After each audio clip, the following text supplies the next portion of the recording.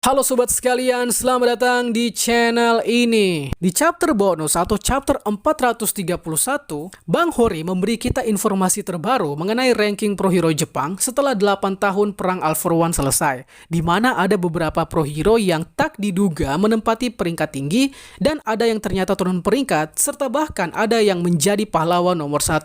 So untuk itu di konten kali ini akan kita bahas ranking pro hero terbaru, dan mari kita mulai.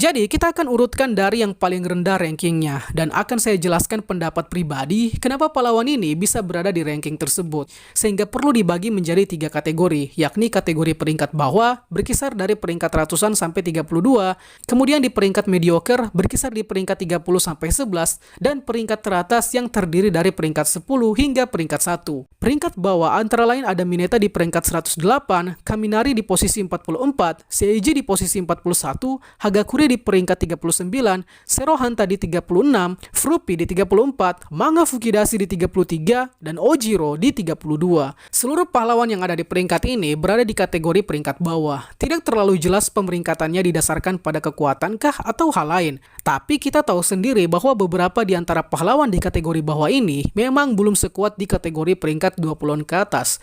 Pengecualian untuk Kaminari dan Manga mungkin. Yang kedua hero ini bisa berada di peringkat 44 dan 33 oleh karena kelemahan fisik mereka, yakni Kaminari yang bisa jadi bodoh sewaktu berlebihan pakai listriknya, dan Manga yang suaranya jadi hilang kalau keseringan teriak. Sehingga dari keterbatasan ini, kemungkinan jadi penyebab posisi mereka yang gak tinggi-tinggi amat.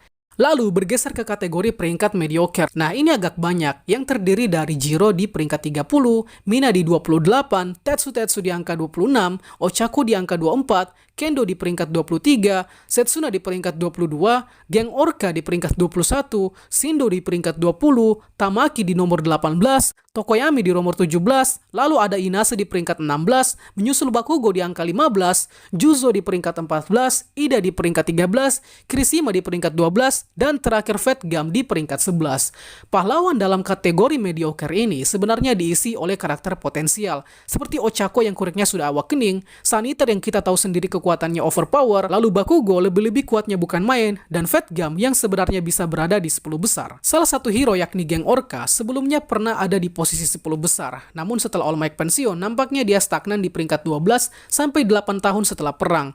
Nah, mengenai Bakugo, kenapa dia berada jauh di bawah Kirishima, ini nampaknya disebabkan karena voting dari masyarakat, di mana meskipun quirknya menjadi rival dari One for All, namun sifatnya yang barbar tidak menjamin posisinya di peringkat atas. Bahkan dijelaskan di chapter 430, kalau peringkatnya terus menurun, yang lagi-lagi disebabkan masalah sifat barbarnya Bakugo. Dan inilah dia kategori peringkat teratas atau 10 besar. Peringkat 10 besar ini sangat penting karena bakal mengemban tanggung jawab bagi keamanan seluruh Jepang. So, di peringkat ini antara lain ada Monoma di peringkat 10, Meizo di peringkat 9, Woz di nomor 8, Nejire ada di nomor 7, Mirko di nomor 6, Best Jeans di nomor 5, Kamui Wood di peringkat 4, Montoledi di nomor 3, Soto favorit kalian di nomor 2, dan sang pahlawan nomor 1, Lemillion. Di kategori teratas inilah kelompok pahlawan paling bergengsi, paling kuat, paling hebat, dan paling banyak mengalahkan kejahatan sepanjang mereka berkarir. Beberapa pahlawan ada yang turun peringkat dan ada yang berhasil naik. Di antaranya yang berhasil naik ada Monoma, Meizo, Nejire, Soto, dan Lemillion. Kelima pahlawan ini adalah generasi baru yang berhasil sampai ke 10 pahlawan terkuat di Jepang. Untuk Monoma sendiri, kita tahu kalau semasa perang, quirknya seakan jadi bidak paling penting, di mana kekuatannya hampir bisa menyamai All for One dalam hal memakai banyak quirk berbeda. Tapi tentu bukan itu yang membuat Monoma masuk 10 besar, melainkan karena motivasi dan kekuatannya yang terus dipupuk jadi makin kuat.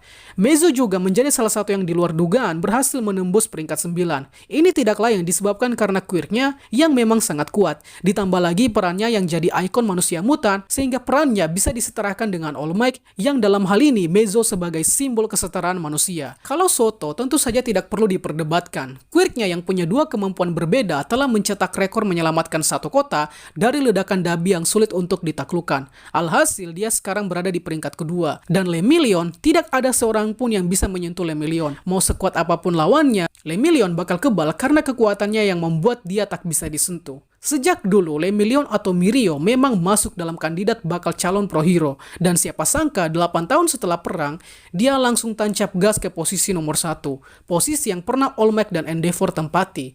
Sejatinya masih ada beberapa hero yang tidak masuk peringkat, seperti Koda, Sato, Aoyama, dan Kemi yang posisinya sebagai pahlawan Sidekick. Shinso juga termasuk, yang mana posisinya tak masuk ranking karena pekerjaannya sebagai pahlawan bawah tanah seperti yang Aizawa lakukan sebelum jadi guru. Dan Deku tentu tidak atau belum masuk peringkat karena dia sendiri awalnya menjadi guru dan kemudian kembali menjadi pahlawan setelah kostum baru yang dia peroleh. Itulah pembahasan kali ini dan see you next time.